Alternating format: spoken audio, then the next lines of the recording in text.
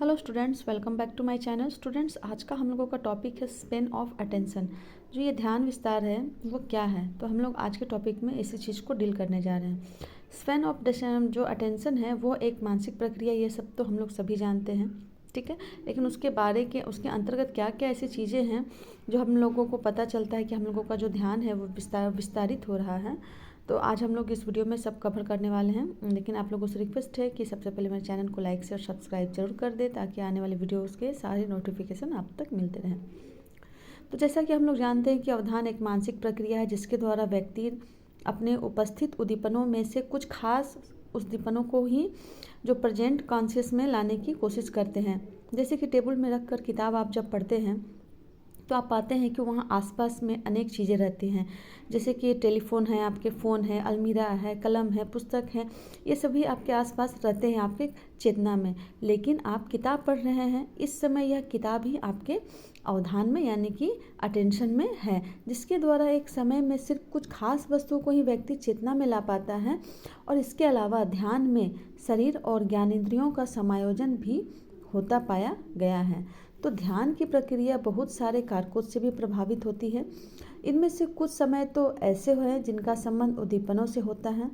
इनमें से कुछ समय तो आप देख सकते हैं कि उद्दीपनों से होता है। ये जो उद्दीपन है उसका आकार हो गया, उद्दीपन की नवीनता, मतलब उद्दीपन कितनी नई है। जैसे कि अगर आपकी आंखों के सामने कुछ ऐसी नई चीज़ें, नई वस्तुएं ला के रख दी जाएं, तो आपके जो ध्यान है ऑटोमेटिकली ही आपका ध्यान उस पर लगने लगेगा।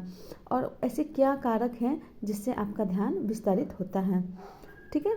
तो जैसे कि आपको बता दें, इसके अलावा भी ध्यान के अन्य कई पहलू हैं जिनका मनोवैज्ञानिकों ने विस्तृत अध्ययन किया है, कि जैसे अवधान विस्तृत, span of attention, Avdhan women असक्ता, अवधान घटबड़ आदि ध्यान के कुछ ऐसे ही पहलू हैं, ठीक है। आपको बता दें कि अगर हमारे आसपास अगर 7 स्टिमुलस रखी हुई हैं और हम सातों उद्दीपनों को अपने चेतना में ला पाते हैं, तो हमारा जो अवधान विस्तृत है वो 7 उद्दीपनों की हुई, ठीक है। मतलब कि अगर हमारे आसपास जितनी वस्तुएं रखें, अगर उतनी वस्तुओं को हम अपने अवधान में ले आते हैं तो हमारी अवधान विस्तृति उतनी की कहलाएगी। अवधान विस्तार का अध्ययन अनेक मनोवैज्ञानिकों ने ये देखे हैं, काफ़ी इंपॉर्टेंट पॉइंट्स हैं, अलग अलग उद्दीपन बिंदु, अक्षर, अंक, रेखा इत्यादि लेकर किया है, ठीक है ना। यद्यपि इन उद्दीपनों की अवधान विस्तृति में अंक, रेखा इत्यादि लेकर किया गया है। अंतर पाया गया है कि सामान्यतः 6 से लेकर 11 उद्दीपनों तक का होता देखा गया है। मतलब कि जो अवधान है उसमें हम अपने कितने वस्तुओं को अपने अंदर रख सकते हैं, तो इसमें आप 6 से लेकर 11 स्टिमुलस तक को अपने अटेंशन में ला सकते हैं। तो अवधान विस्तारण का सबसे पहला प्रयोगात्मक अध्ययन सर विलियम हैमिल्टन ने 1859 में किया। ये काफ़ी इम्पॉर्टेंट लाइन है, ये काफ़ी एग्जाम्स में आते हैं, आपको इसको बार बार अच्छे से याद कर लेना है कि जो पहला अवधान विस्तार का सबसे पहला प्रयोगात्मक अध्ययन सर विलियम हैमिल्टन ने 1859 में किया। संगमरमर के टुकड़ों को मुट्ठी में भरकर प्रयोज्य के सामने क्षण भर के लिए बिखेर दिया गया और उन्होंने पाया कि प्रयोज्य एक समय में 6 या 7 संगमरमर के टुकड़ों में से अधिक नहीं देख पाया। फिर जो जीवांश ने अपने प्रयोज्य में अवधान विस्तार की माप से बीज द्वारा की और पाया कि अनेक बीजों में से एक समय प्रयोज्य 8 से अधिक बीजों को नहीं देख पाया। जीवांश ने अपने प्रयोज्य में 1000 प्रयास दिए थे, जिसमें उन्होंने भी ये पाया कि जैसे जैसे सेम के बीज की संख्या बढ़ती जाती है, प्रयोज्य के सेम के बीज को चेतना में लाने की त्रुटियां भी अधिक होती जाती हैं। इसका मतलब है कि हम लोग अपने जो अटेंशन है, अपने ध्यान में, अवधान में ज़्यादा स्टिमुलस को नहीं रख सकते हैं।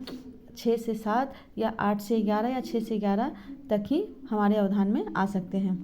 इसमें एक इम्पॉर्टेंट लाइन की जो बारे में चर्चा की गई है कि जो टेचिस्कोप होता है वो क्या है। तो प्रयोगशाला में जिस उपकरण के सहारे प्रयोज्य के अवधान विस्तार का अध्ययन किया जाता है उसे टेचिस्टोस्कोप की संज्ञा दी जाती है, ठीक है ना। टेचिस्टोस्कोप क्या है, तो उसका यहाँ पे ये परिभाषा दी गई है। यह एक ऐसा उपकरण है जिसके द्वारा उद्दीपक को कुछ समय के लिए ही दिखाया जा सकता है। टेचिस्टोस्कोप द्वारा अवधान विस्तृत के अध्ययन में से अनेक कारकों का पता चला है जो इसे प्रभावित करती है।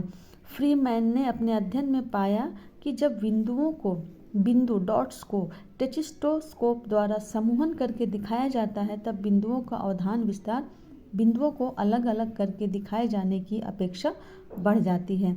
इसी तरीके से और भी इसमें इंफॉर्मेशन है टेस्टोस्कोप के बारे में। अगर आपको और इसके ज़्यादा जानकारी चाहिए तो प्लीज़ कमेंट बॉक्स में कमेंट ज़रूर करें। आपको डिटेल में टेस्टोस्कोप क्या है उसकी इन्फॉर्मेशन दी जाएगी। आई होप कि आप लोगों के लिए वीडियोस काफ़ी हेल्पफुल रही होगी। मिलते हैं हम लोग नेक्स्ट वीडियो में। Thank you for watching.